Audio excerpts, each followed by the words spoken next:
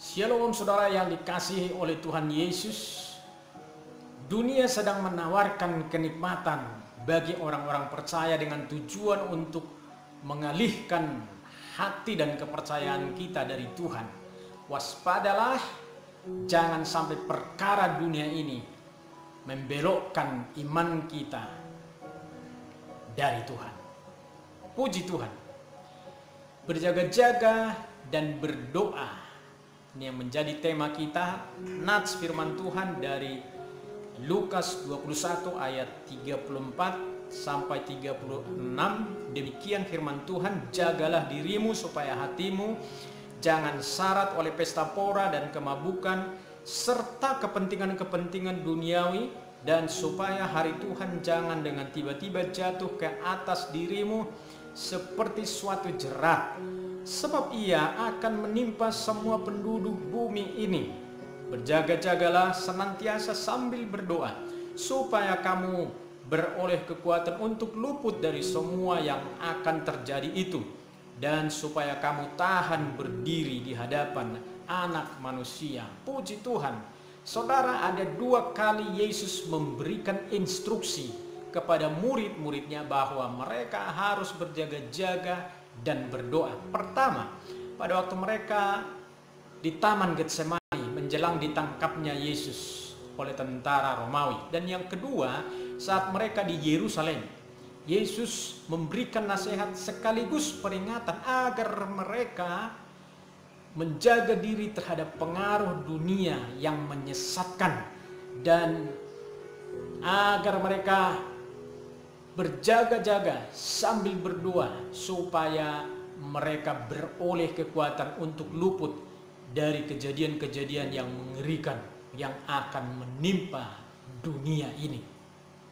Pesan ini adalah pesan yang bersifat nubuatan dan eskatologis. Ditujukan juga kepada orang-orang percaya yang hidup di akhir zaman agar memperhatikan hidupnya baik-baik dengan berjaga-jaga dan berdoa. Mengapa kita harus berjaga-jaga dan berdoa? Ada 3 alasannya. Yang pertama, kita harus berada karena kita sedang berada di zaman yang mengerikan. Beberapa tahun lampau di Eropa ada sebuah surat kabar yang memuat berita yang berisikan iklan-iklan yang berbau ateis. Salah satu iklannya berbunyi demikian: barangkali Tuhan sudah tidak ada atau sudah mati. Karena itu, bersenang-senanglah dan nikmati hidup.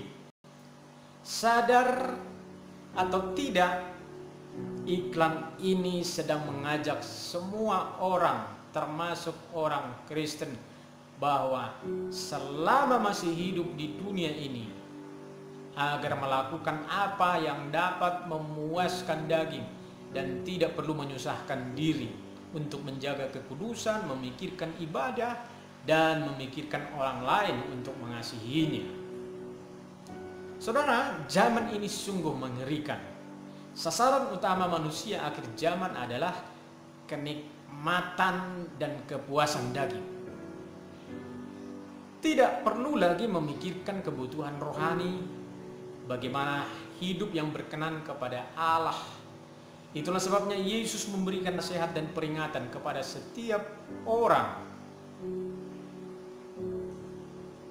orang-orang yang percaya di akhir zaman ini, agar jangan sampai terhisap dan terjerat dengan permainan dan cara-cara dunia ini. Orang Kristen yang hanya memikirkan kenikmatan dan kepuasan dagingnya tanpa peduli kepuasan rohaninya adalah orang Kristen yang sudah terjerat. Kalau saudara sudah ada di situasi itu, keluarlah dari sana. Berjaga-jaga dan berdoa merupakan sikap yang harus dimiliki oleh setiap orang percaya hari-hari ini. Kata berjaga-jaga yang dimaksud adalah memiliki perilaku, gaya hidup yang berbeda dengan dunia ini, sehingga kita dapat membedakan manakah kehendak Allah, apa yang baik, apa yang berkenan, dan yang sempurna. Roma 12 ayat yang kedua. Berdoa berarti membangun hubungan yang intim setiap saat dengan Tuhan.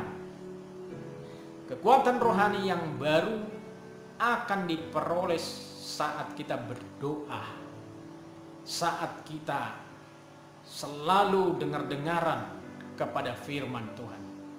Orang-orang yang menanti-nantikan Tuhan, Alkitab berkata mereka memiliki kekuatan baru yang dari Tuhan. Mengapa ada orang Kristen yang giat-giat mengejar kenikmatan dan kepuasan daging ini? Seperti pesta pora, minum mabuk, diskotik, seks bebas, rokok, minuman-minuman keras. Ini banyak dialami oleh umat Tuhan di negara-negara maju. Jawabannya adalah karena mereka tidak mengalami kepuasan rohani. Saudara, kalau kita tidak mengalami kepuasan rohani, kita akan mencari kepuasan yang ada di dunia ini. Oleh karenanya, temukan kepuasan di dalam Kristus. Yang kedua, mengapa kita harus berjaga-jaga dan berdoa? Karena iblis sedang giat-giatnya melakukan penyerangan terhadap umat Tuhan. Kita sedang berada di akhir zaman dan Alkitab berkata bahwa iblis tahu waktunya hampir habis, sudah singkat. Dalam Wahyu 12 ayat yang ke-12. Itulah sebabnya ia mengerahkan segala cara dan tenaga untuk menyerang umat Tuhan. Dalam 1 Petrus 5 ayat 8 berkata bahwa iblis sedang berjalan berkeliling seperti singa yang mengaum-ngaum untuk mencari orang yang dapat ditelannya. Dari ayat ini kita lihat bahwa ada orang yang dapat ditelan dan ada orang yang tidak dapat ditelan oleh iblis. Dan itu adalah orang yang sadar dan berjaga-jagalah orang yang tidak dapat ditelan, diterkam oleh iblis. Kita perlu renungkan sebuah kebenaran.